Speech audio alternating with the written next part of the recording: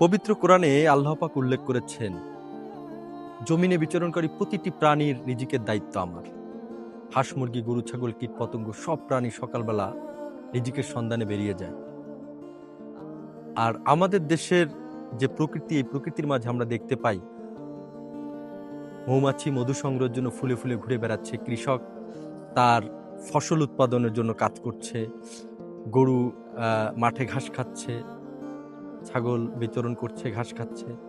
এই যে একটি অপার প্রকৃতির সম্ভাবনা, প্রাকৃতিক সৌন্দর্য, এই সৌন্দর্য আসলে বলে ব্যাখ্যা করার মতো নয়। রবি ঠাকুর যথার্থই বলেছিলেন, এমন দেশটি কোথাও খুঁজে পাবে না কো তুমি, সকল দেশের রানী সে যে আমার জন্মভূমি। আর অনেক কবি এই প্রকৃতির প্রেমে পড়ে কবিতা লিখেছে। আমরা দেখতে পাচ্ছি কত সুন্দর একটি নান্দনিক দৃশ্য, সরিষা ক্ষেত, কৃষক বীজ বপন করছে, গরু ঘাস খাচ্ছে, মৌমাছি তার খাদ্য আহরণের জন্য ফুলে ফুলে ঘুরে বেড়াচ্ছে।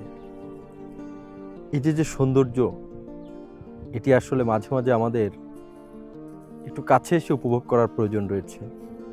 মানুষ যদি শুধুমাত্র সৌন্দর্যের প্রেমে পড়ে, তাহলে তার ভেতরে হিংসা, লোভ, অহংকার সব কিছু চূর্ণ বিচূর্ণ হয়ে যাবে। পৃথিবীটা আসলেই সুন্দর। আমরা চারিদিকে শুধুমাত্র উপলব্ধি করার ব্যাপার মাত্র। চারিদিকে তাকালে আমরা দেখতে পাই অপার সম্ভাবনা।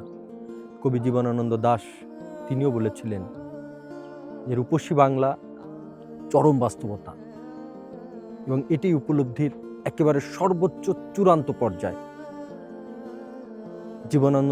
জীবনানন্দ দাশ যেভাবে বাংলাকে ব্যাখ্যা দিয়েছে আমাদের সামনে, সেই বাংলাকে যদি দেখতে হয় তাহলে আপনাকে প্রকৃতির মাঝে ছুটে আসতে হবে। এমন দেশটি কোথাও খুঁজে পাবে না কো তুমি, রবীন্দ্রনাথ আসলে যথার্থই বলেছিলেন।